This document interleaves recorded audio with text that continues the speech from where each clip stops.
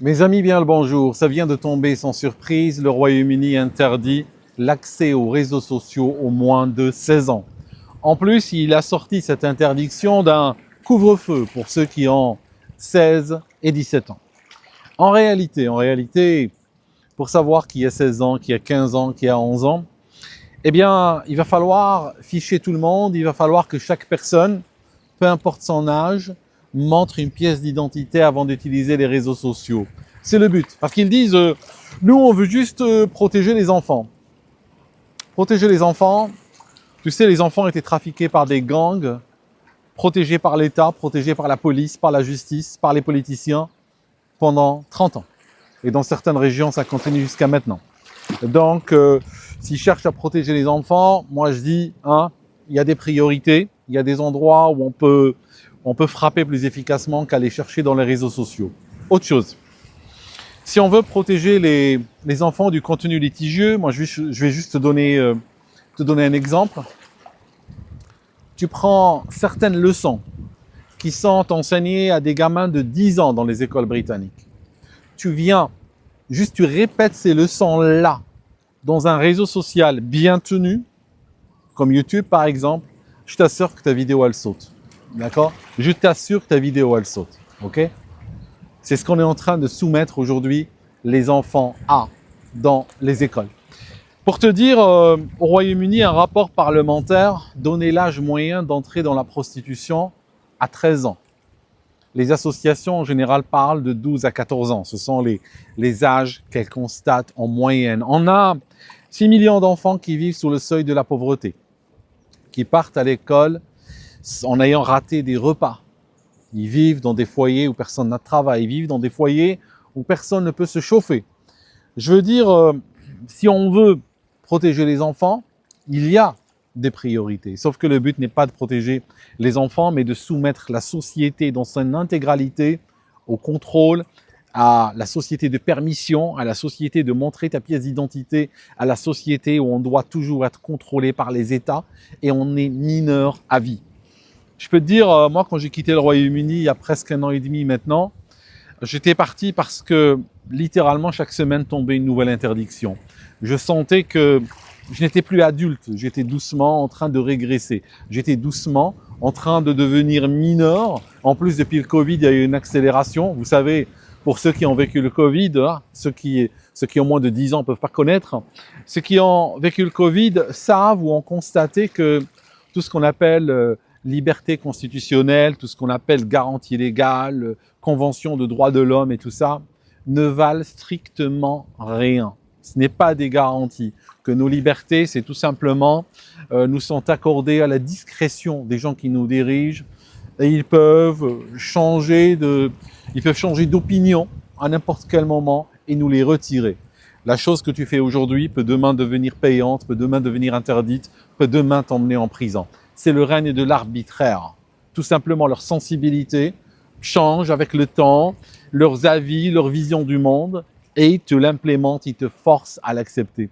Si tu remarques aujourd'hui, on n'est plus dans des démocraties représentatives. Je ne sais même pas si ça existait un jour, mais on se comprend. Aujourd'hui, l'État ne nous représente pas, ne représente pas la volonté populaire. L'État existe en tant que volonté propre et nous impose sa vision par la force. On part du principe tout simplement que les gens ils vont faire quoi?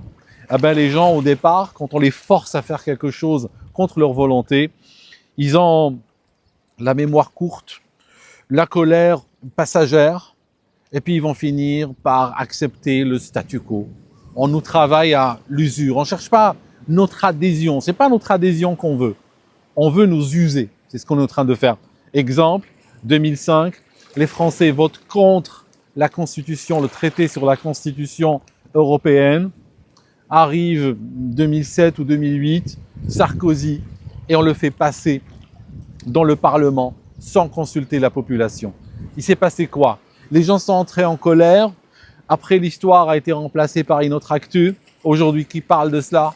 Franchement, qui cite ça? Plus personne. C'est ça, c'est qu'on a failli en tant que société, on a failli à des tests réguliers. Et chaque fois, on a montré à l'establishment que, ils peuvent s'en sortir avec n'importe quoi. Alors je vous disais que ce qui est sinistre aussi dans cette histoire, c'est que ça a été, c'est en train d'être élaboré au Canada, c'est en train d'être élaboré en Australie et bien entendu en Union européenne. Et progressivement, potentiellement dans les mois qui viennent, tout ceci va se mettre en place un peu partout.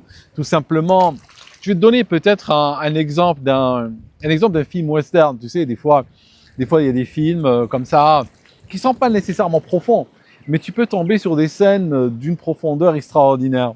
Il y avait, je me rappelle plus le titre du film, si quelqu'un s'en souvient, vous pouvez me le dire. Il y avait un gars qui était recherché. Tu sais, dans les films western, il est wanted, recherché, mort au vif, 10 000 $. Alors, c'était le tireur le plus rapide de la région. Il y a un gars, un chasseur de primes, qui le voit dans un saloon. Donc, le chasseur de primes est un trembleur, c'est un nerveux. Il ne sait pas tirer, mais il veut quand même, il est tenté par l'argent.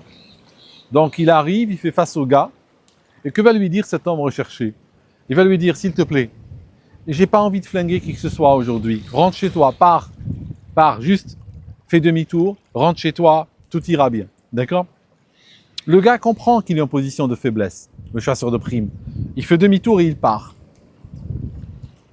Il arrive dehors du saloon, il réfléchit pendant 5 minutes, il regarde la somme d'argent qui est toujours tentante, et il revient et lui dit « J'ai envie d'essayer. J'ai envie d'essayer. » Voilà. L'autre dit « Ouais, je comprends, il n'y a pas de souci. » Et le chasseur de primes finit flingué, comme de bien entendu. Qu'est-ce qu'elle nous raconte cette histoire? Elle nous raconte que si on voit les élites qui sont à nos têtes, assez régulièrement dans l'histoire, ils ont décidé d'essayer leur chance. Ils ont décidé de partir en mode tyrannique. Et à chaque fois, ils perdent. À chaque fois, ça foire. À chaque fois, ça finit mal. Hein. Regardez Mussolini, hein, il a fini sur un lampadaire. Regardez Ceausescu en Roumanie. Voilà comment il a fini. Tout ça, il y en a plein qui ont fini très mal. Et en fait, arrive une autre génération après eux qui se dit on a envie d'essayer quand même, parce que nous, on a plus de moyens.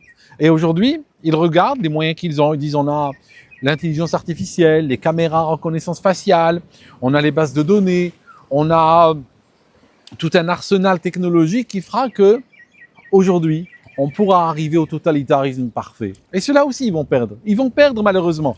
Mais ils vont nous obliger à un moment donné à nous déranger. C'est ça qui est terrible. C'est qu'au bout d'un moment, les peuples tolèrent. Et puis après, par des voies mystérieuses, ça peut être les 5 prochaines minutes, ça peut être dans 5 ans, dans 3 jours. Personne ne sait, personne n'a jamais pu timer cela. Eh ben un jour, voilà quoi, ils finissent avec une révolution, grandeur nature. Et après, ils commencent à dire oui, on est désolé, c'est pas ce qu'on voulait, on était les gentils, on voulait vous protéger, n'est-ce pas?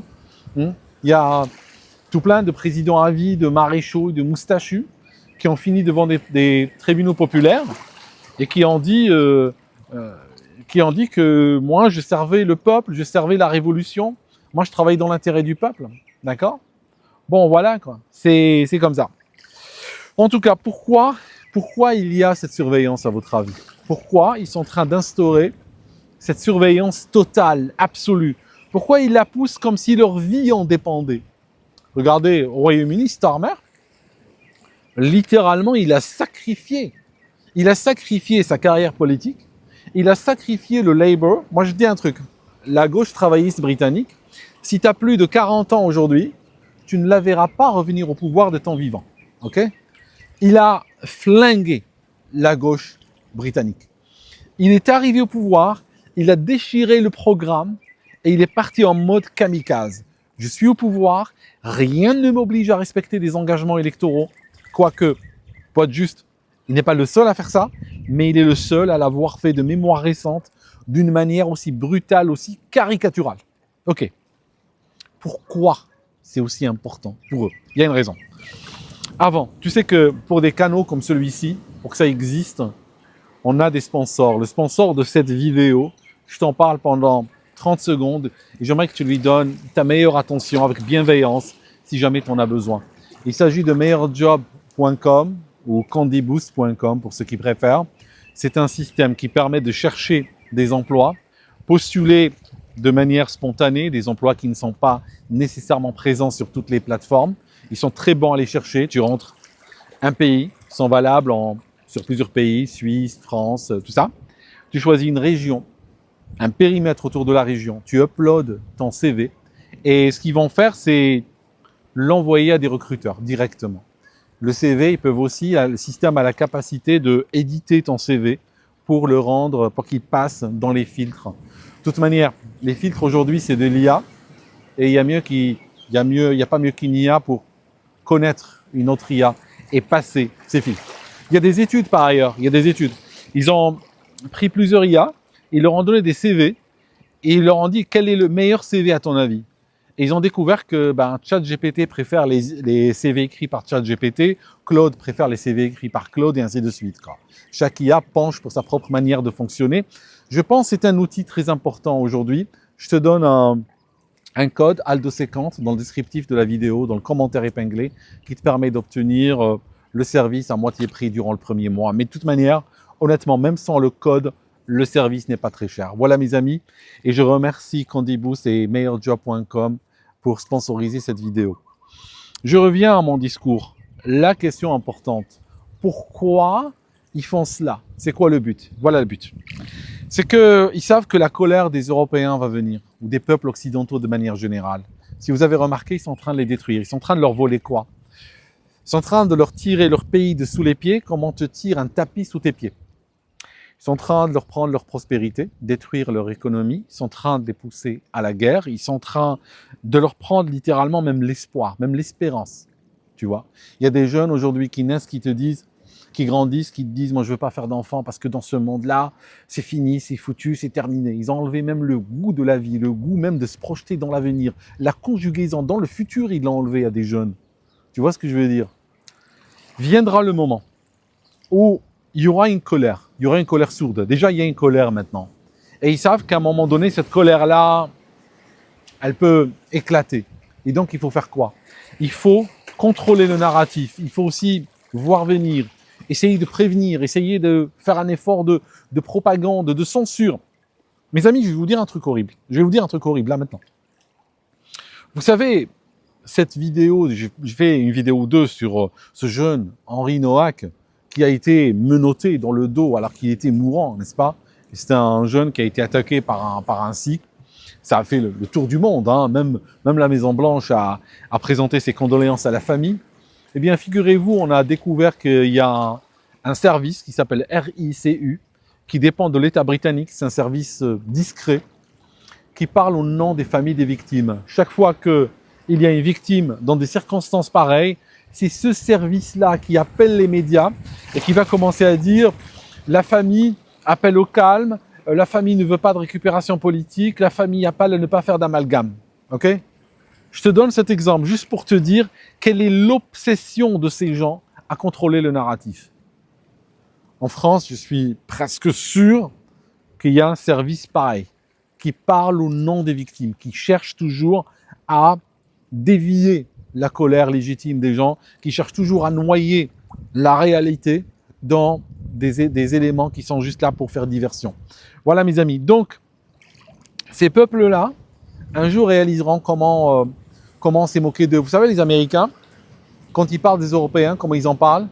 Ils parlent des euro-pour, les euro-pauvres. Voilà comment ils sont en train d'être vus, les Européens. Et ce n'est pas une crise, ce n'est pas une fatalité. C'est par design, c'est comme ça qu'ils sont en train de faire. C'est un plan. Et ce plan-là, il est en train d'être exécuté aujourd'hui. Et voilà, pour éviter la colère, ils sont en train de contrôler le narratif. Jusqu'à quand? À mon avis, c'est juste une rustine. C'est juste une rustine sur un problème qui est ingérable déjà à ce stade. Mais ils cherchent juste à durer, ils cherchent à gagner du temps. Voilà. En tout cas, mes amis, merci d'avoir regardé cette vidéo jusque-là. Merci de votre attention et votre intérêt pour ce sujet qui est crucial pour nous tous. Je sais pas où ça va nous entraîner. Honnêtement, je sais pas. Mais je vous dis, quand le mal a toutes les audaces, le bien doit avoir tous les courages. Et le bien, c'est nous. Parce que c'est nous le peuple. On n'a pas besoin d'avoir raison. On n'a pas besoin de nous justifier. On n'a pas besoin que de nous faire valider par la science, ou par des experts, ou par des statisticiens, ou par des analystes sociaux.